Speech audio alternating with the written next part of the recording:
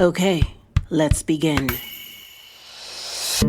I am Lanice Antoine Shelley, and I'll be your host through constructive, healing-based conversations designed to illuminate the adoptee, parents, and the adoption curious. We center the topics around community, mentorship, leadership, and healing, so you get a multi-dimensional view that is ultimately empowering. These are the voices who could not speak when they were young.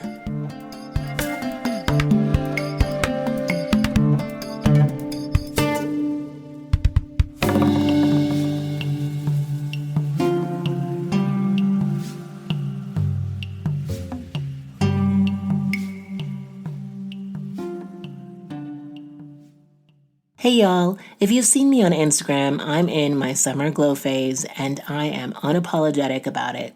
My hair is luscious. Fun fact, I didn't start properly treating and doing my own hair until I was a grown adult because like many Black adoptees, no one showed me how to do my own hair. And because I love you all so much, I'm going to share with you my hair secret. I'm always on the lookout for things you'd love and things that will enhance your well-being inside and out. We Unique Cosmetics sent me their Moisture Lock pomade and scalp and hair therapy oil from their Metamorphosis line, and it's so decadent, light, and nourishing, fam. This has become a hair routine staple. It has a soft lemongrass scent that people comment on when I walk by or when they're doing my hair because now I have boho locks. They also sent me a 15% discount link for you to try their products and hair tutorial service. And Unique Cosmetics is Black owned and operated by a mother and daughter duo dedicated to helping the adoptee community. Check out the link in the show notes. And this is for all ages, fam. So tell your friends. So come on, embark on a hair-loving journey with We Unique World. From interactive workshops to premium products, they're all about empowering you to embrace your unique hair journey. Because remember, all hair is good hair, especially when it's healthy. Hello, brave friends. I am Lanice Antoine Shelley, and I will be your host for When They Were Young, amplifying voices of adoptees. We'll engage with adoptees from all over the world. Therapists, psychologists, CEOs, coaches, innovative leaders, and wise friends on navigating the complex nature of adoption. I will give you tools along with teachings to spur new conversations, ignite new habits, introduce you to modalities of healing, and feel nourished by the simple truth of you are not alone. I am an adoptee too. I am learning with you, educating and amplifying the voices who could not speak when they were young.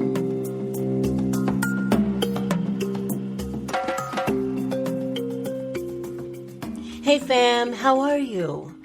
I had a major win this week after a long drought.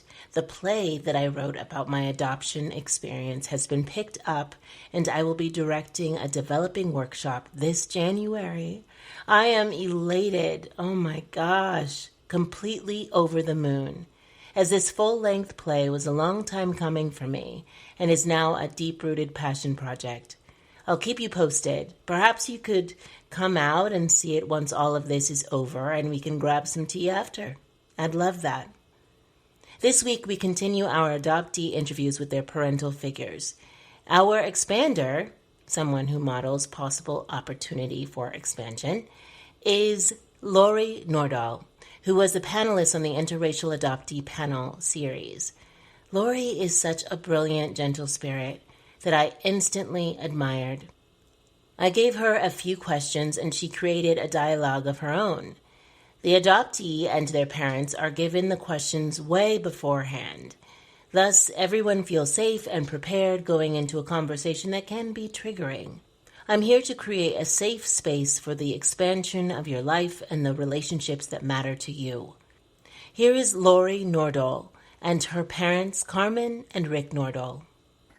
Okay, so hello, my name is Laurie Nordahl, and I was adopted from Bogota, Colombia when I was about a month and a half old. So that's who I am. I'm here with my parents. You guys want to introduce yourselves? Yes, we can. Mm-hmm. I'm Carmen Nordahl, Laurie's mom. And I'm Rick Nordahl, Laurie's dad. Yay. So that's the three of us. So we've got these questions. We'll go through them. The first one is, what prompted you to want to adopt? Well, that's kind of an easy one because we were told by physicians that we would never have biological children. So, and we knew we wanted a family, so we didn't really have an option other than to adopt. But we did have options, and we tried the fertility stuff, which was just barbaric. And I think then we came to a decision that it was just ridiculous that we were trying to jump through all these hoops. It wasn't about giving birth to a child. It was about having a family. And maybe that's the same thing that you said, but there was a little bit further journey to get there. Oh, there was a process. There's no doubt about that. But at the end of the day, that's really what it came down to. Yeah. But I remember doing that second round of that fertility stuff. And I remember laying on the couch and saying, this is BS. This needs to be done. This is ridiculous. This is crazy. This is crazy. I remember thinking how crazy it was. So how long did you do the infertility stuff? Because I didn't know how much that factored in to the beginning. Well, I think that we did some non-invasive type stuff for, I would say, a year. Mm-hmm. And then they started with all the big drugs. And that's when I think that it was the second month of it. I remember it vividly. And it was like, this is crazy. The end result is to have a family, and it didn't matter to us whether it was biological or not. And so what we were doing seemed rather barbaric to me. Why do you use the word barbaric? Because it was filling yourself full of a bunch of experimental drugs that had all kinds of crazy side effects. Mm-hmm. That cost tens of thousands of dollars a month with little or no success rate back then. Now, I would say that the same drugs or the same, well, it's probably not the same drugs. The same methodology today is a whole lot different. Mm. Okay. How long were you doing how long was it since you decided I don't want to do the infertility stuff anymore to flying down to Bogota and getting me?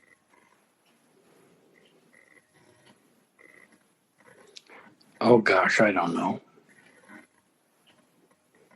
It's a long process. Yeah? Yeah, because first you have to find somebody to do a home study. Mm-hmm. And then they have to do it. And that takes 3 months at least. And then you have to do the, I remember taking that MMRP where they ask you, isn't it the MMRP? The Minnesota something. It's MMPI. MMPI, that's it. Mm-hmm. Yeah. And they ask you, if you've ever seen Little Green Men and, stuff like that. And I said yes several times, and they still passed me. So, I don't know how it ever happened. It just took a long time. Mm-hmm. And we went to this lady's house in South Minneapolis to do it because she was a social worker for, I think, Lutheran Social Services. Mm-hmm. But you know what? Hope International ended up doing our home study. Yeah, but the social worker was not attached to them, were they? No. I don't even remember. It's been so long ago, Laurie. It's 30 years ago. Mm-hmm. 30-some years ago. That's a long time. Mm-hmm. Anyhow, I remember this quaint little old house in South Minneapolis that we went to her house. And I could almost drive to it.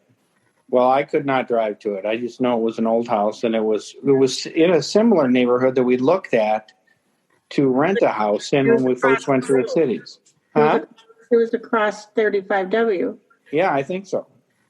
anyhow, it was a long process. So I mean, it was probably 6 months until we found you, and then it was another couple of months to get down there.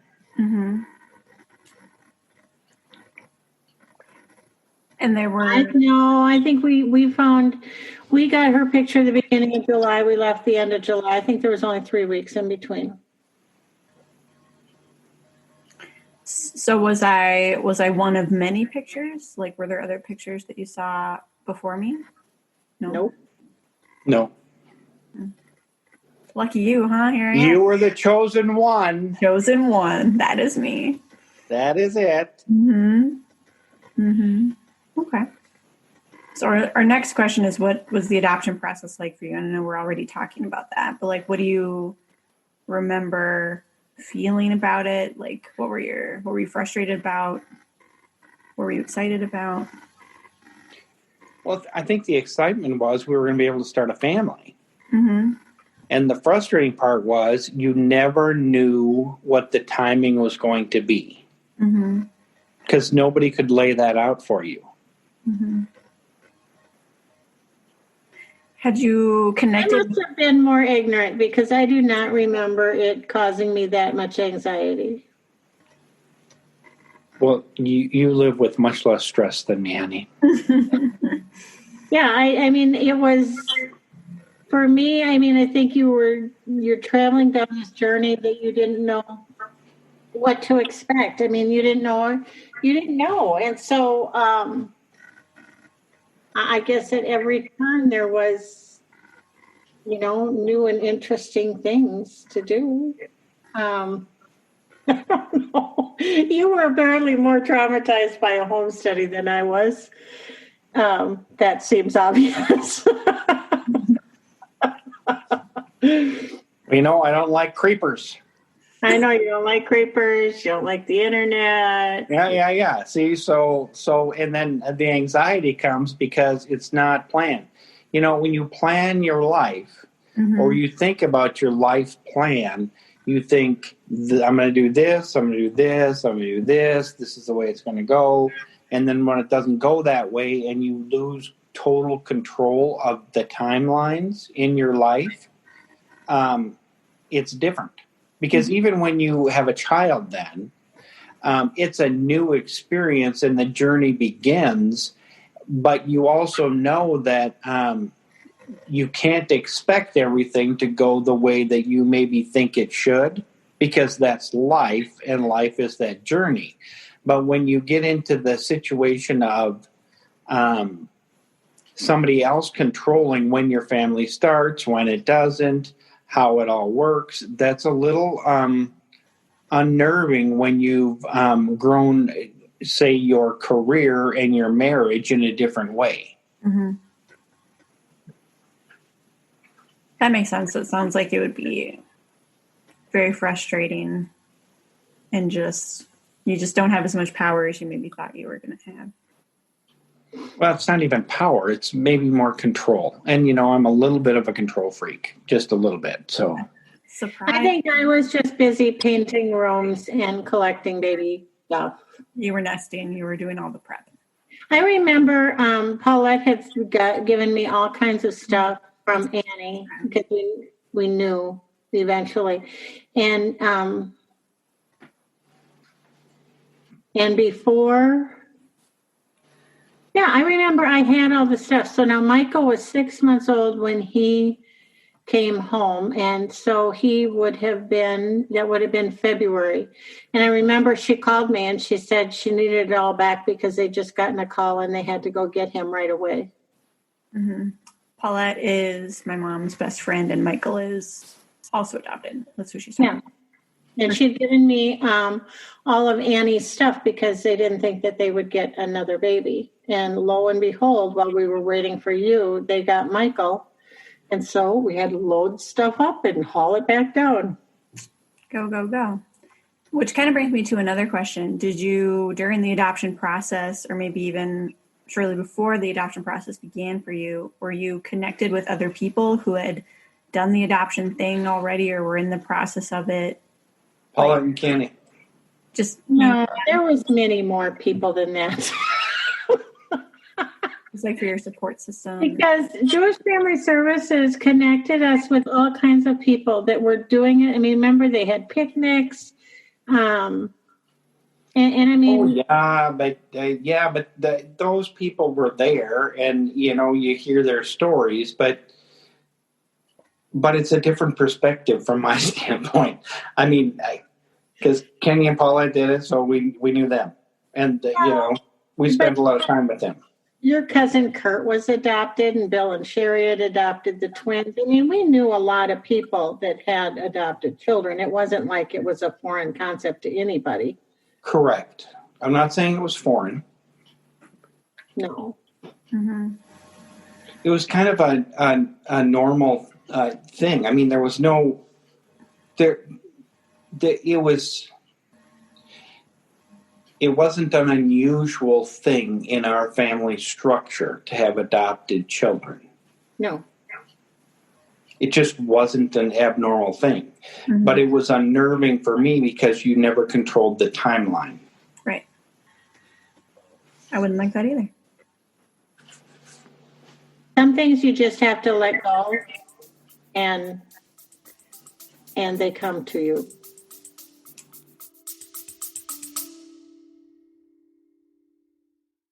Hey, I want to share with you something that has changed my life. It's more like someone, my therapist. Why is she so important? Well, because I want to win in this life. I want to break through the carousel of stories I've compiled that hold me back, that keep me from expanding into my full potentiality. Stories of unworthiness, not enoughness, and even stories of questioning why I am here. I also want to stop dumping my unsorted feelings on the people around me and reacting with the same behavioral patterns that keep me stuck. Conversations with my therapist have made me more confident, clearer in my intention, and more centered in my spirit. That is why I am elated that we are sponsored by BetterHelp, where you can, from wherever you happen to be right now, match with a therapist tailored to your exact needs. With BetterHelp, you can tap into a network of over 30,000 licensed and experienced therapists who can help you with a wide range of issues. Someone who you can text at any time and schedule online for either a chat, Zoom, or phone call. And if it turns out that your therapist isn't the right fit, you can switch to a new therapist at no additional cost. Visit the link in the show notes, betterhelp.com, when they were young, to get 10% off the first month. You need to click the link in the show notes in order to get the 10% discount. I want to see you win, beloved. Let's do it together. Visit the link, betterhelp.com, when they were young.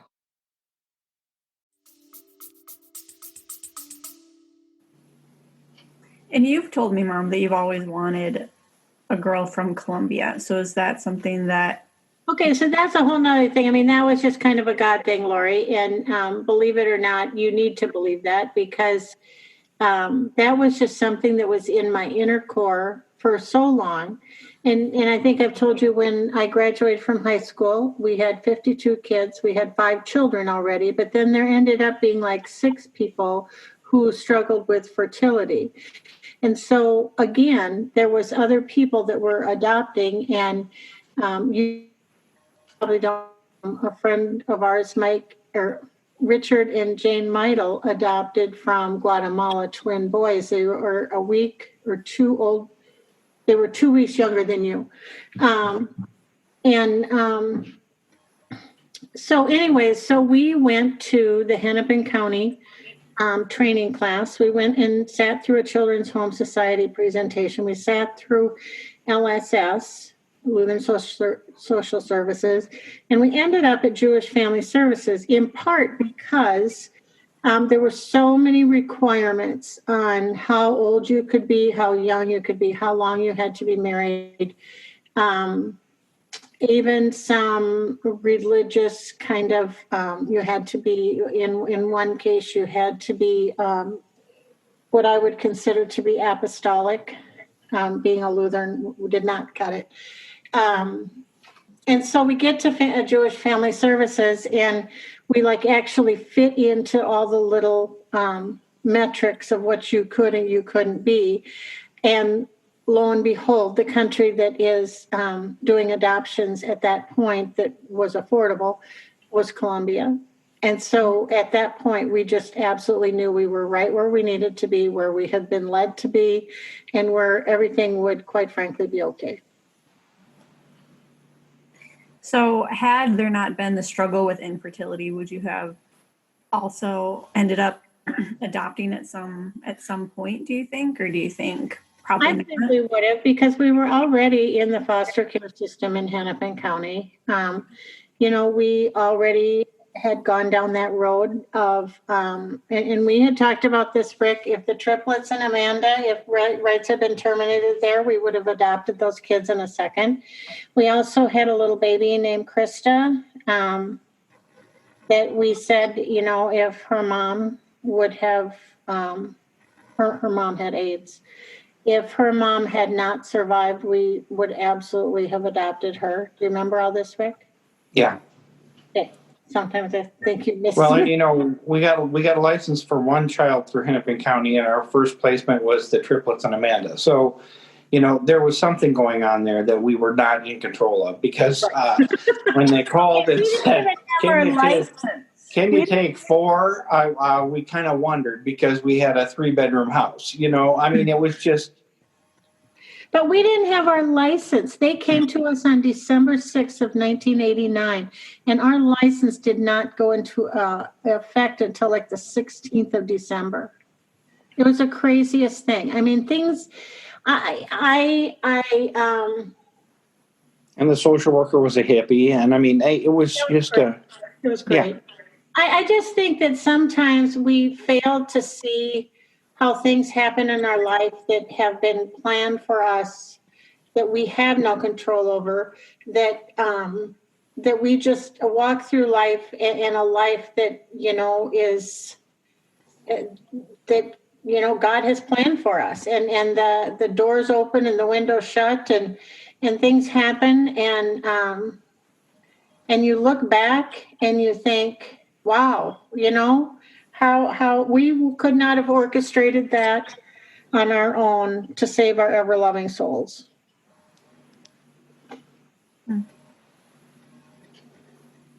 So how did your life change when I came along? Wow. You were a princess. Yeah. You were our world. Yeah. There's no other way to say it. And you were everybody's world. I think back to, and of course, I guess at the time, Dean and Cheryl were living in Texas, but Haley was the same age as you. Nobody really got excited to see Haley, but everybody always got excited to see you. Sorry, Haley. So, I remember my grandma Elvina was just chomping at the bit to get our 4-generation picture. And, the woman had 150 grandkids. She'd taken so many 4 and 5 generation pictures. But I remember that day so vividly. We were at Darlene's, and she had to have it that day because we were there. It was going to get taken. Why do you think there was so much excitement about me versus Haley? What do you think made it different? Well, I think that you were a very easy child to be around. You were kind of like you are now. You were quiet. You didn't destroy things and run through the house like a wild child. You were just easy for everybody to have around. I could have you sit on my lap and you would just sit there and cuddle for hours at a time. So do you think their excitement about me was after they knew that I was like that? Or do you think they were excited before they met me? Were they excited? Well, I think they were also intrigued by the process and that we were doing it. They were also tickled pink about your name on my side of the family. and different, I mean, there's just all kinds of things that contributed to it. Was it that you were adopted? It probably played into it, but it wasn't the sole factor. Mm-hmm. Was it that you were adopted, internationally? It probably made the process intriguing, probably more than it does today. But, even like now when Vashti adopted her 2 kids, I mean, of all the people, everybody knows those kids' names and about how old they are. And it's just different. I mean, I think you come to the attention of people more readily because it's a little different. Mm-hmm. Would you agree, Rick? Yeah. Yep. Yeah. How'd your life change when I came along, Dad? Well, I spent a lot more money on little girl dresses at Dayton's than I did on anything else. I think that your whole perspective on life changes when you have children, because it's no longer about you. It's about how you support the larger family and making sure that the influences are correct or what you believe are correct, and how you go about doing your business is just different, because you have more to protect and take care of. It changes the perspective. I think it makes life more, not about yourself. It's more for the common good at that point. Mm-hmm. That makes sense. What was, you kind of talked about this already, but what was the family/community reaction to adoption? How'd the family respond? How'd the town respond? Well, I don't know that there was a response to adoption. It's a response to a new child in the world that becomes a part of their life. And I think our families were really excited about on both sides about us being able to start a family. Mm-hmm. Well, and Laurie, you know very well the relationship that you have had with Grandpa and Grandma. I mean, the first grandchild, it didn't matter how you came to us. They were tickle pink. I mean, let's also remember what Grandpa's first comment was when he saw me, right? That being? Something about me not being like dark enough, yes? Well, see, I think that, and I will tell you that when we adopted Callie, Jewish Family Services was afraid that we wouldn't want her because she was so light. So, yeah. So, I think remember that? Yeah. You look so confused. Yeah.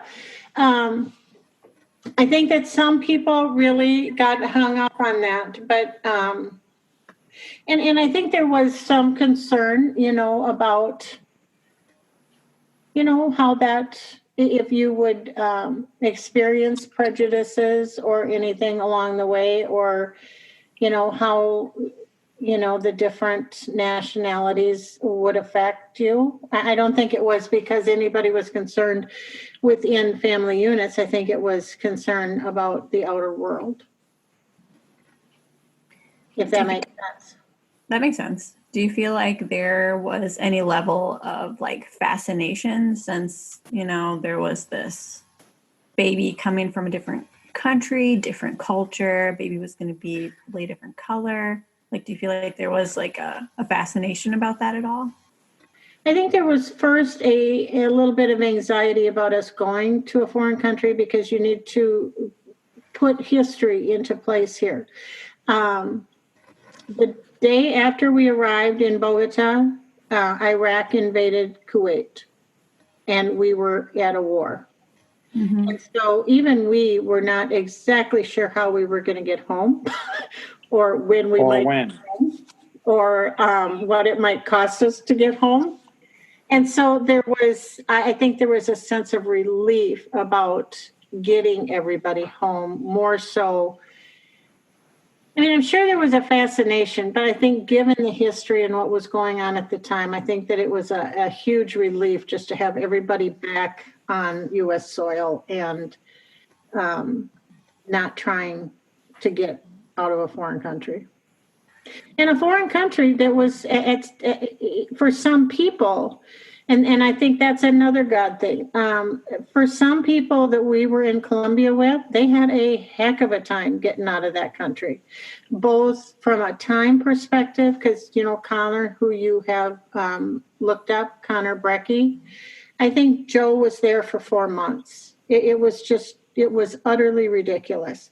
There was another guy that went home early, and you remember him, Rick. He was just the most confident person on the face of the earth, and they literally strip searched him going out of Colombia. I mean, some of the travels were just horrific, and I think we both just flew through without even anybody batting an eye at us. Yeah. Why do you think that was? And it wasn't our power to do it. It just was.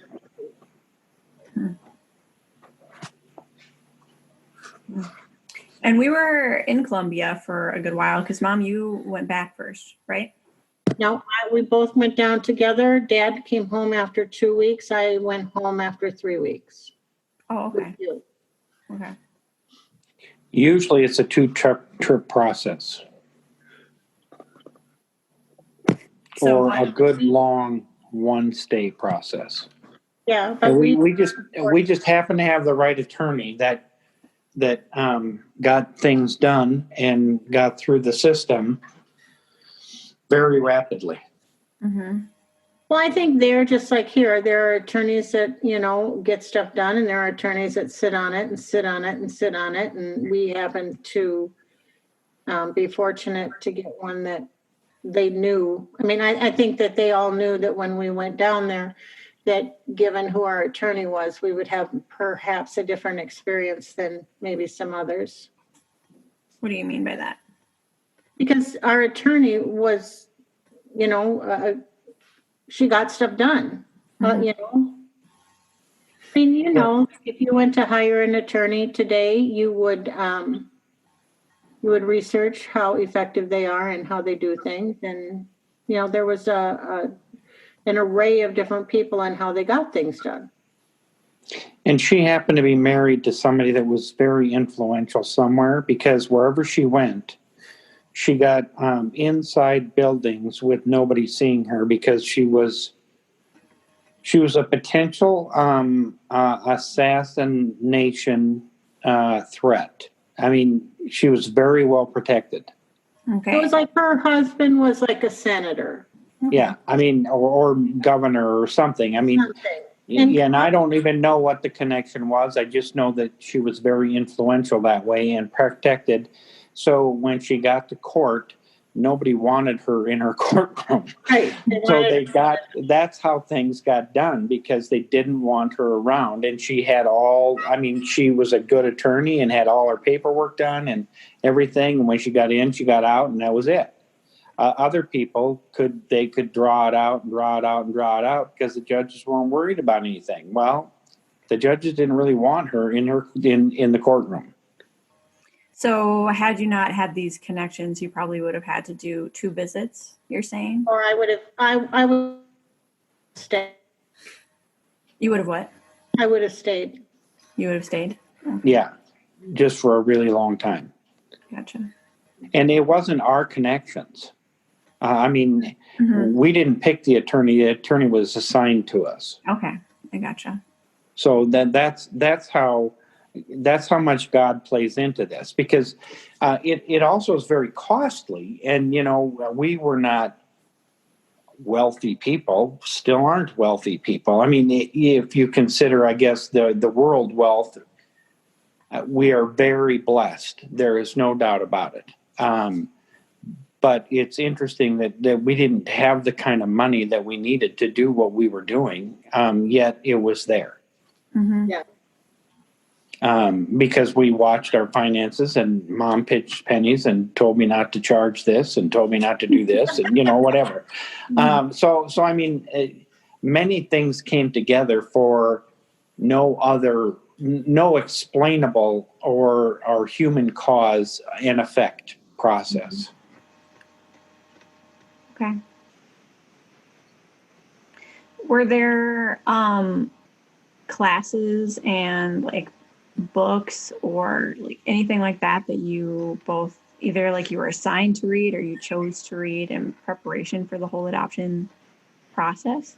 Oh yeah, there were classes. Yeah. And then there were a couple of books, but I read them a long time ago, and I don't remember what they were. I think one was called Raising Adopted Children or something like that. I think it's still in the bookcase downstairs. You still have it. Yeah. And I don't know that we followed any of the guidance or not, but I think we probably started and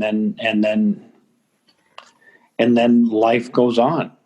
Do you feel like you wish you had more kind of prep? Do you feel like there were specific things that you wish you would have like learned about beforehand? Do you feel like you were unprepared in any way? No, because I don't know that you're ever prepared for children. Yeah, that's what I was going to say. Beyond like your typical, I don't know how this is going to turn out kind of a thing. I don't know what it would have been. I mean, kids don't come with a manual.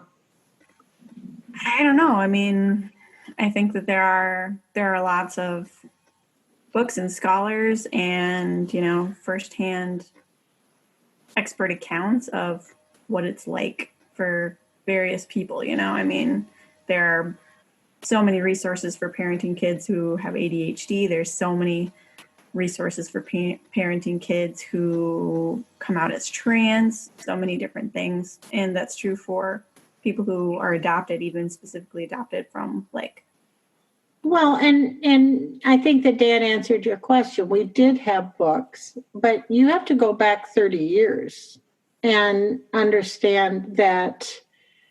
I mean, look at the dates on some of the books that you're talking about. My guess is the vast majority of them do not date back that far. Well, no.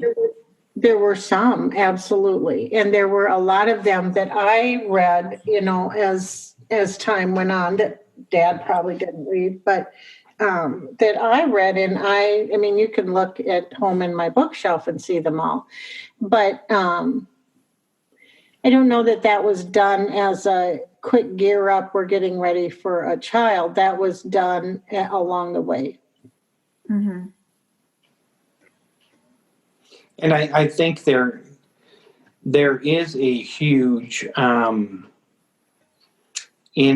inflection of more data and more studies and more literature that has evolved over the last 15 to 20 years that wasn't there when we started the process. And maybe even not even that old. I think it's a continual process that new things come out and more studies are being done continually. And it's just like research science, we can't. So a good example on this, and you've heard a little bit about her through me, and I think did some reading, but this whole Henrietta Lacks thing, in the 1950s, there was things that were done that are totally unethical today, but laws have been changed based on that case. But that case happened in the 50s, and some of the laws didn't change until the 90s. So you can't set a standard for 1990 in 2020. It's not a fair comparison, Well, I think you have to remember, we had Sam in our cul-de-sac, who was an interracial domestic adoption. We had Jane and Richard with the twins. We had Michael and Annie, and, I'm probably forgetting people along the way here.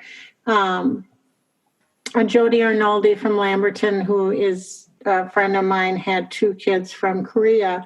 I mean, so we had, just kind of a natural way of a pipeline to communicate with other people who were doing the same thing, and all you kids are the same ages. And so probably a lot of the stuff that gets talked about or classes or read about today in preparation for an adoption probably were done more informally, just through people as we did it, because I think Dad is right. I mean, you can't set a 2020 standard for what happened in 1990. Now, that doesn't mean that, you can't keep moving forward now, but it just wasn't there. What case were you talking about, Dad? Henrietta Lacks with the HeLa cells. Yes. That I teach. I mean, they extracted cells from her that then created the polio vaccine and many other things, but she never consented to giving her cells. Exactly. Okay, so in that research, there was many things done for the good of mankind, but the privacy laws and the informed consent laws didn't come in until the 1990s. That's 40 years after it happened. And actually, 20 years before that, at the end of World War II, when the Nuremberg Code was developed through the trials of Nuremberg, where medical doctors that were Nazis that were doing experimentation on human beings, they were tried, and they set these 10 tenets, and one of the first tenets was you have to inform, you've got to fully inform your patient about what the experimentation is about.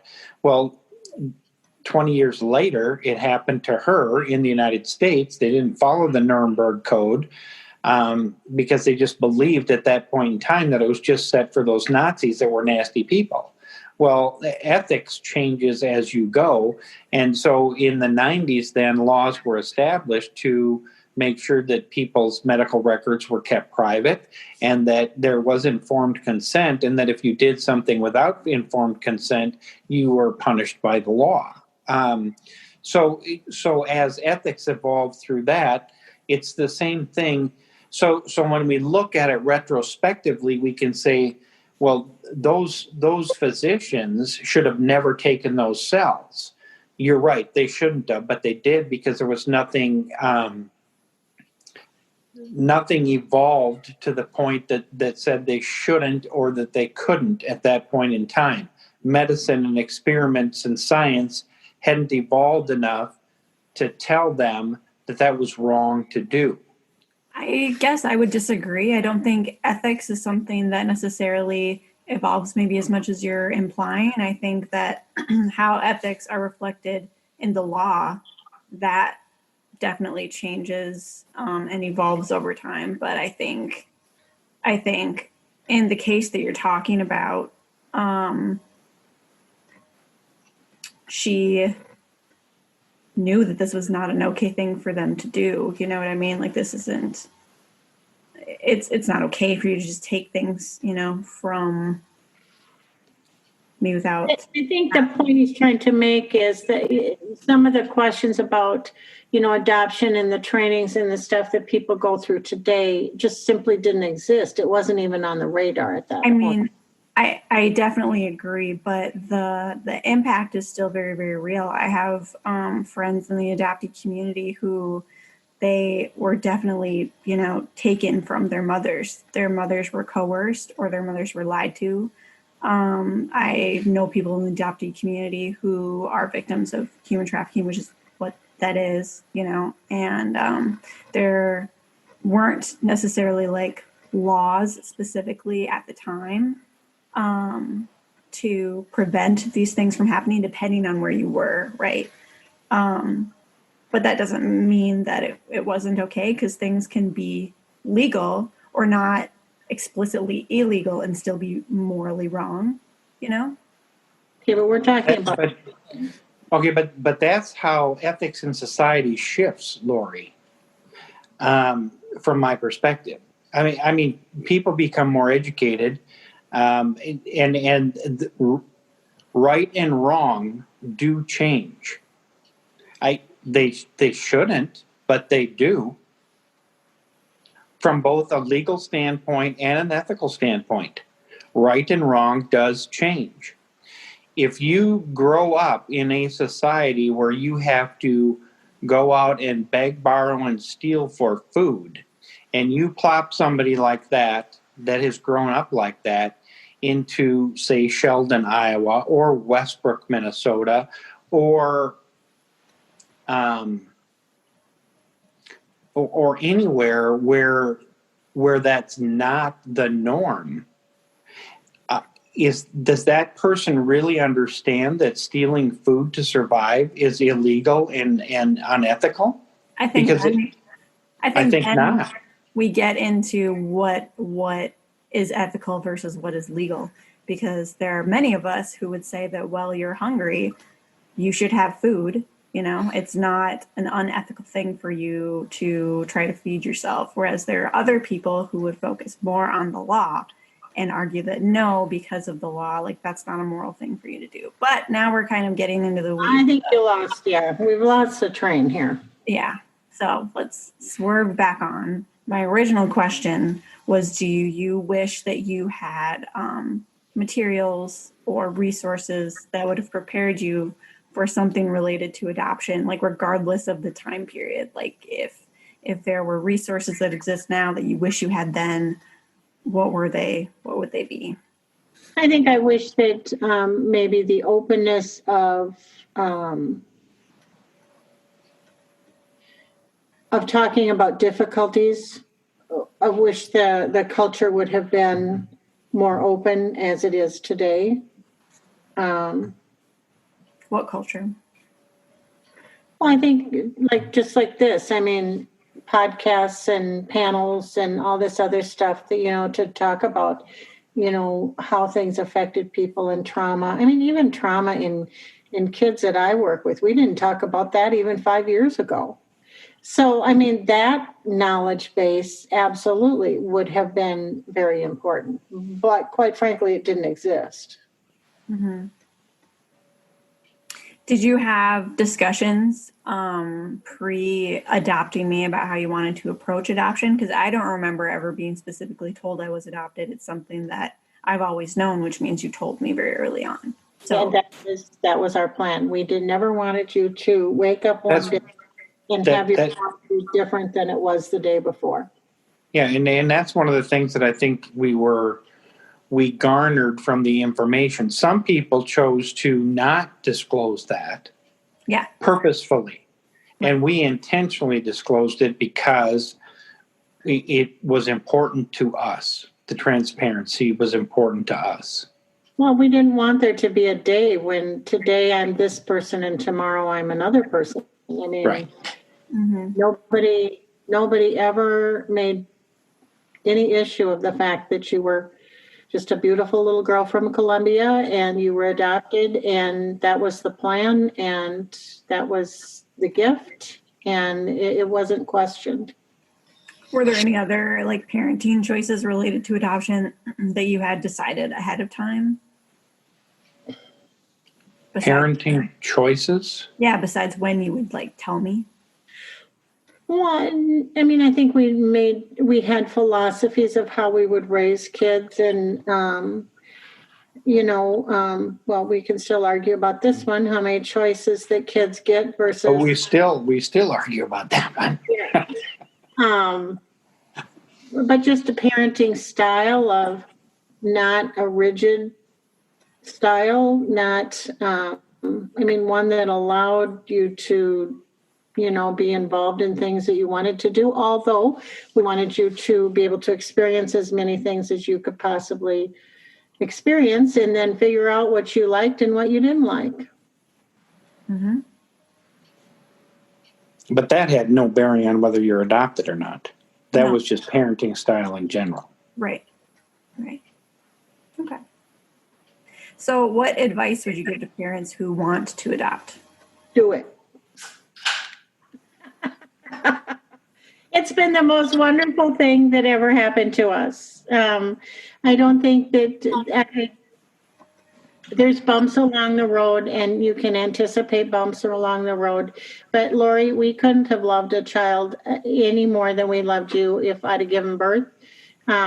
And Graydon's sitting in the back of the room here. And so, you are equal. I mean, you are as much our child as any child. In fact, I was listening to one of her podcasts on the way up here, and one of her guests talked about how water is thicker than blood in some cases because water can wash away blood, and how families are families no matter if there's blood or not blood. And so I think you should listen to that one because it's really very good.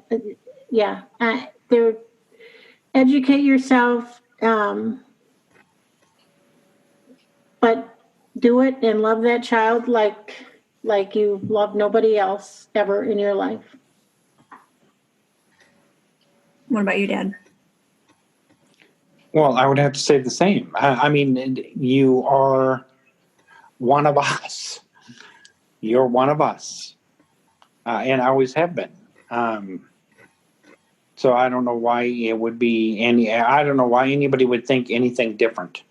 And when you challenged that instructor in Vermilion, I think it was Vermilion, that said, that parents can't love an adopted child.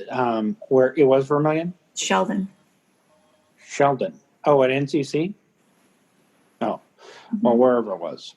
And you challenged him and said, you're wrong. That's not true. And that is absolutely true. That there is no difference in the love of a child. The story my dad's referring to is I was in an ethics class. We were just talking about ethics.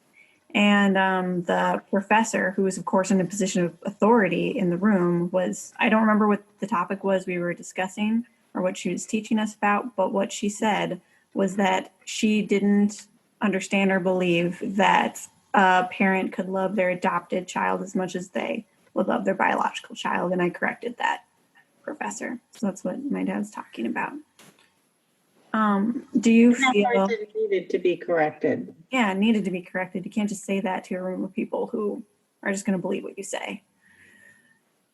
So do you think, because when I asked if you have any advice for people who want to adopt and you said do it, which sounds like you both are saying, do you think that just anyone should be able to adopt, like anyone? No, I think that, I don't think everybody should have kids. My philosophy is that they should license parents. And whether that's biological parents or adoptive parents, it doesn't matter.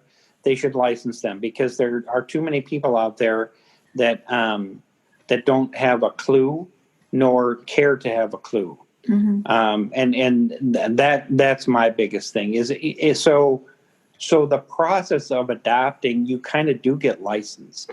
Mm-hmm. Because you got to pass the little green man, test. Mm-hmm. You got to make sure that you're financially sound, that your head is in the right place from a wanting a child for the right reasons to grow a family, not just to collect a paycheck or whatever. Do you know what I mean? There's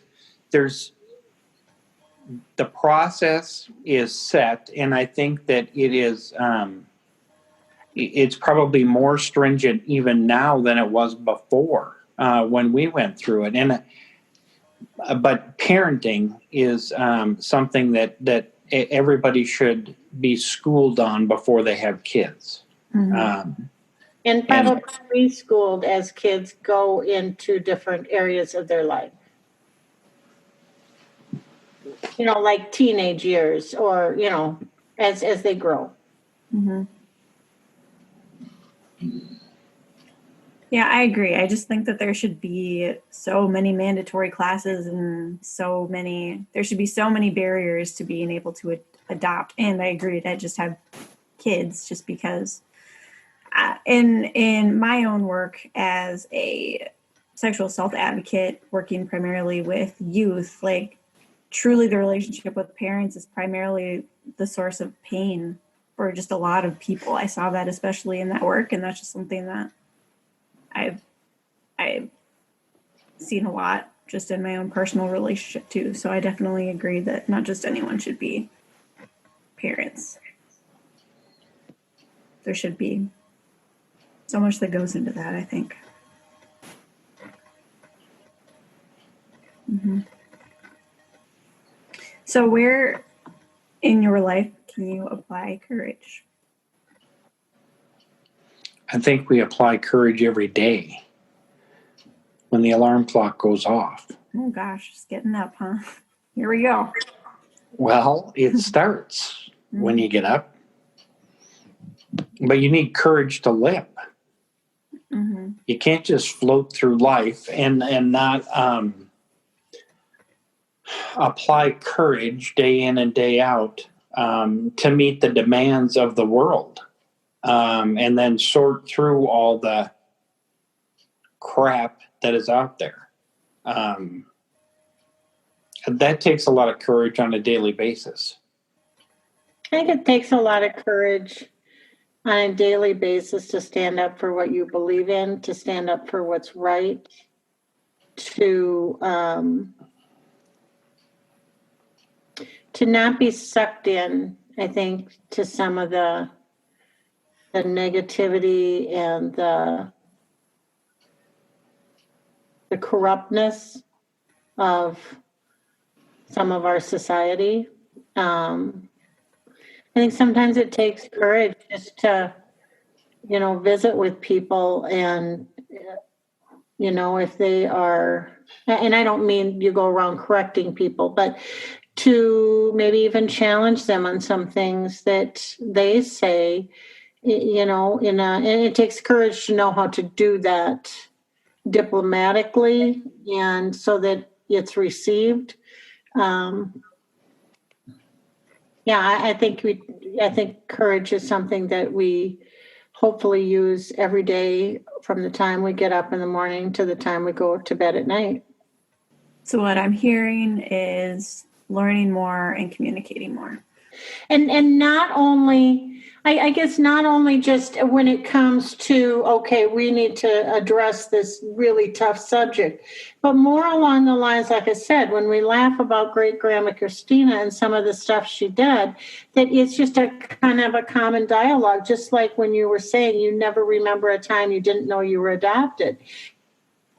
Shouldn't that has to have an appointment or an agenda to it. It should be something that is able to just be discussed and talked about and not be a negative or a positive necessarily, but just this is what it is, not that there's always an agenda attached to it, just more that it's just a part of life, because it is just a part of life. What do you mean by agenda? Well, sometimes I feel like the only time that real conversations occurs is when there is an agenda or a point to prove. Not just nice conversation or not just conversation that is as normal as talking about the weather, or not necessarily the weather, but, to talk about other things going on in the family, if that makes sense. Okay. And I think that too would normalize things a lot more. I mean, we have a very, and I don't think our family is unique, but I mean, when you consider who we consider family, we have family members that are chosen, like Paulette and Kenny. We have biological family. We have adopted family. We have foreign exchange family that still consider themselves part of our family. So we don't have probably, the Main Street America family, but I think that makes it all the more rich. There are definitely lots of different ways the family can look. I agree.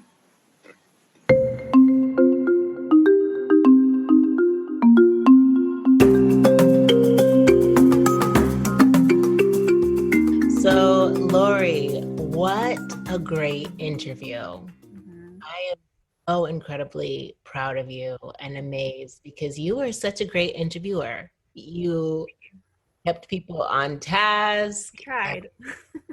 And created a flow with the conversation. I loved it. Good. Thank you. Yeah. Oh my goodness. How did you feel about it?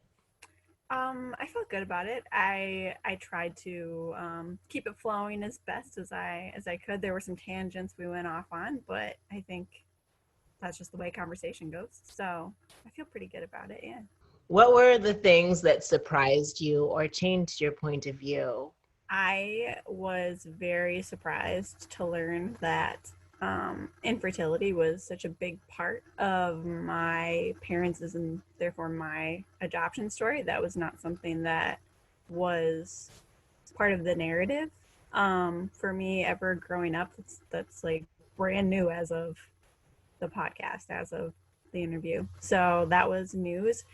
So that's different because in my interactions with other adoptees, many adoptees, listening to, other podcasts or reading books or just in one-on-one conversations, that's something that comes up really often, that infertility is a big part of, like why their adoption happened, et cetera, et cetera. And that's always felt very other to me. That was a very strange idea when I first began to encounter that, because that was not part of my narrative at all.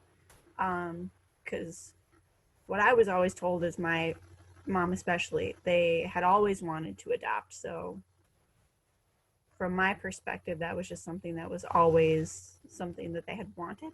So to know that infertility was as big of a factor as it was very... Do you think your interactions with your parents will be different now since you had this conversation? No, I don't think it'll be different. I think it's just, one more piece to the overall conversation. Mm-hmm. But I don't think it's changed anything. I think it's the most chill type of conversation we've had about adoption, simultaneously being the most, I think, open from their end in terms of, it's mainly hearing their perspective. So they got to say a lot, which was good, but I don't think it'll change very much really going forward. Why do you think it was so chill? Because I heard in the beginning that your dad was very apprehensive about being put on social media or going out there into the world, publicizing your private life, which I completely understand. Yeah. So why do you think that they were able to just chill and receive these questions this time? I think they know that it's something that will probably long-term benefit our relationship, the three of us, just to have these open conversations. I think just being able to do it on the podcast just kind of gave us just the opportunity to have a conversation that was a little bit more guided. So I think that's part of it, where it wasn't because of like some inciting incident or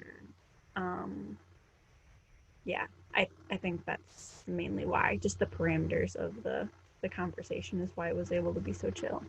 Yeah, and they had the questions beforehand, so they could prep and prepare themselves. Yeah, no curveballs really were there. Mm-hmm. Well, that's one of the reasons why I do it this way, because I really want to create a safe space where people can be their authentic self and encourage them to be that authentic self in a way that they feel proud. In a way their dignity is still intact. So I like to give people questions beforehand, and I deviate, but I think that when we know what's coming and we have that sense of preparedness, it gives you this sense of control that your father talked about. He likes to be in control. But there were a few things that really struck me about the conversation. And I was truly touched when your parents answered the question of what changed in their life when you came, and your mom saying that you were a princess and the whole world just orbited you. How did you feel about that? And your dad said that it ignited a deeper sense of protectiveness in him. I was moved by that. What did you think of it? I mean, I guess I'm lucky in the way that that's something they've always told me. My mom has always called me her little princess, and they they have been pretty open about how centered just we the kids are in their lives. So we are very much the focal point, you know, for them, which they show in oh so many ways. They're very loving, and they really are so helpful in every way that they can be. So that wasn't anything new to me, and I'm blessed in that way to hear them say such nice things. No, absolutely. And the debate about ethics versus legality was very interesting. Yeah, my dad, he is a hospital administrator, which is why so much of that was rooted in the medical field. But we, my mom talks about this all the time about how different we all are, my siblings and my parents, because we all fall in different spaces in the spectrum of just like politics and yeah, just our own different perspectives. So it was interesting that we got into an ethics and legality debate when we're talking about adoption, but of course it's all related because as I was, you know, bringing up, yes, there's so many adoptions that have happened that were incredibly immoral, but were legal, you know, at the time or at the place, and so that's really what I was trying to bring home. And yeah, it was interesting that that came up the way that it did. And my dad and I, we very much have a different perspective. He is somebody who highly focuses on the law. I don't want to speak for him, but this is my interpretation of just how he is presented his thoughts in various conversations. He very much cares about how the law is written and how that comes about. And for me, I don't think law reflects ethics. I just 100% of the time, I just don't think that's true. I mean, slavery was legal. The Holocaust was legal. It was illegal to keep women from voting. All of these different things have been legal, but that doesn't mean that they're ethical or moral. So it was an interesting tangent we got on. Oh, absolutely. And I actually agree with your point of view with all of that, because for everything that you mentioned, and we've justified it through religion and through necessity at that time, all of those things were justified. So going into this conversation, was it hard? Were you nervous? What feelings were stirring in you? Well, Lanice, I was very concerned about having this conversation because shortly after you'd asked me to do it, or shortly before you'd asked me to do it, we had a very intense conversation, my parents and I, and my partner was there too, about adoption. It was very emotional. It was really a roller coaster of a conversation. So to get your message not that long after to invite me to do the interview, that's really the last time that we talked about adoption before the interview itself. So I was feeling pretty anxious. I was talking to my partner about it. I wasn't sure if I felt ready to do it. I didn't know how my parents were going to be approaching it, if there was going to be carryover from that more intense conversation we had not that long ago. I didn't know if it was going to be my parents, like my dad had said, is they care a lot about privacy. And my dad, he's like not on Facebook, not on social media. Like he tells us like don't post about me in your social media. Like that's how private he is, because very much cares about how he's perceived, you know, which is a human thing. So I wondered if that caring about how you are perceived was going to spill over into the interview and kind of make it like inauthentic almost, and that they maybe wanted to kind of push that adoption is this great thing, and not really talk about the hard parts of it. So I had many concerns. I was worried about how it could impact our relationship, our conversations about adoption moving forward. But I think overall it went well. Good. So you're satisfied with the outcome? Yeah. My mom, I think she has some expectations based on the interview, that we're gonna have to kind of like work the kinks out of moving forward. Um, yeah. So, but it's just like an ongoing parent-kid relationship adoption thing where you're always kind of figuring out those kinks, you know? Absolutely. This is an ongoing journey. And these conversations are the catalyst. They are not the destination. And we are just simply modeling one conversation. Mhm. And there's nothing perfect about any of these conversations. I've never had a perfect conversation with my mom, and we continue to oscillate from just being really chummy to me being irritated. But that's being human, right? And I think your parents pointed out that no matter whether you're biological or no, you're going to vacillate from these two different points of view. And that's okay. And we're not saying that it's not okay to have conflict or that we're against disagreeing with each other. We're just saying, as your dad pointed out at the very end, just create a dialogue. Let's just have a conversation. And a lot of times people can't even do that. And I so appreciate you doing this, Laurie. Oh my God. Like, I won't even ask you about where you can apply courage because you applied it in like a truckloads with this. So I'm so just proud and elated that you are able to pull this off, because a lot of adoptees that I approach cringe at the thought of talking to their parents. And I'm trying to investigate, why is that? Because this is the biggest elephant in the room. And if we can't talk about it and it's literally sitting on our face, there's an issue there. And If like, we can't even bring it up. right. And like we've talked about before, it's still very much a parent-child relationship, no matter how old the child is, no matter like if that child is, you know, very much a legal adult or whatever, which my mom, she was texting me today about like, well, I hope that we can have more conversations about this going forward. And I told her that I agree, I just don't feel like doing that right now. And she was feeling confused because in our interview, I was agreeing and saying communication is so important. It's really important to approach these things with an understanding that everyone has a different perspective and to respect like each person's truth. And she was confused when I was saying I don't want to talk about this right now. So a key element that I really want to clarify is consent is so important. You know, just because, so communication is important and it's something that should definitely be a foundation, right, for any healthy relationship. But you can't talk about things if somebody doesn't want to talk about them, if somebody doesn't have the capacity to talk about them right now.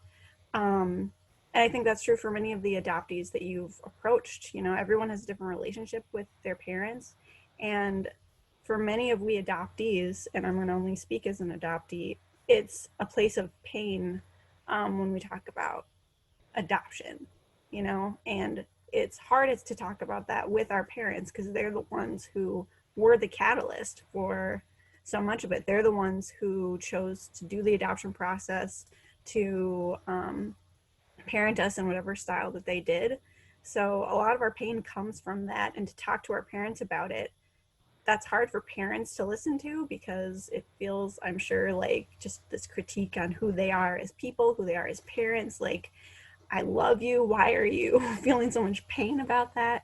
And it's hard for adoptees because, you know, like, I think for most of us, we don't want to hurt our parents, you know, like we don't want them to feel bad in any way, but also like you need to know how you impacted me and how adoption has impacted me. And you're of course an inherent part of that. So I think that's the biggest part of it, that there's just so much pain, and the parent-child relationship is always going to stay a parent-child relationship regardless of people's ages and maturity levels. Absolutely. And it's imperative that people understand that title doesn't change. And showing up for us when we are in our adulthood is just as important as when you showed up for us when we were cute and cuddly. And so that's what this work is about for me, is really amplifying the adult voices who, when they were young, could not speak, could not voice their opinion because they were afraid and confused and didn't know what was going on. So this is such important work, and you are essential to it. And I, again, am eternally grateful that you have taken the time, the spiritual energy to do this, and the deep rooted generosity that it takes to share your story, to expose yourself in this way, the deep level of vulnerability. I recognize that and I see that in you, and I thank you so much, because this will go forth and give adoptees from all over the world an opportunity to see that it is possible for them. Here are my reflections. 1. One of my favorite quotes happens to be, "We have been poisoned by fairy tales." Disney and Hollywood has painted an idea of this nuclear family who all look alike, agree on everything, and end up happily working for generations in the family store. That's not reality for most biological homes and adoptive families, and that's okay. I've created a patchwork quilt of people who I call family. There's no right way to designate these roles in your life. I love the image of water being thicker than blood because it washes away blood, too. Numerous laws and processes have changed in adoption since myself and many other adoptees were adopted. The resources are vastly different. Now that you have podcasts, articles, books, movies, TV shows, stories from adoptees themselves, let's fully engage in our education. It's a wonderful thing when the parents lead in educating themselves, as it will in turn inspire their children to do the same. 3. These interactions are one small piece to the overall conversation. This topic of adoption is tender and takes time. We aren't striving for insta-healing or bestieship between all parties. These conversations may always be messy, but my hope is that with time, the subject hurts less. 4. We are grown adoptees here, whose traumas have compounded and festered for decades. My mission is simply to look at what happened when we were young, which is tremendously hard for many to do. I personally know those that can't even do that, which is fine. That's where they are right now. If this podcast inspires you to go further towards healing what happened, dialoguing about what happened, or reckoning with what happened, then you have exceeded my expectations and surpassed many. 5. Consent is so important. Setting boundaries is imperative. There are days when you feel you can disclose your innermost feelings, while other days you would rather hide. Both days have value. Give each other room to move at the healing pace that's appropriate for them.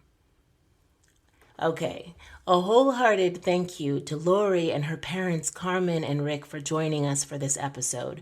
Your generosity will shift what's possible for many families. We all know that you can find me on Instagram at Young Adoptee, where we've started a live weekend chat session with various people in the community. We grab tea or our favorite libation and just exchange views on current events. It has nothing to do with adoption and everything to do with our everyday humanity. If you'd like to chat with me on the podcast or on Instagram, hi T, DM me on Instagram. You can also go to my resource page at laniseantoineshelley.com. A few people have asked what's the best way to support this podcast. The absolute best way is leaving a review on iTunes and sharing the content with friends and family. Let's spread the word and educate. And don't forget to use the code COURAGEMyLove for a 30% discount on Self-Care Island Creole Box. I'm about to order one for my friend's birthday and she's going to love it. That's all for now. But next week we have another interview from an adoptee, but this time she talks to her siblings. Incredible stuff, my friends. Thank you for listening. Stay well and have courage, my love.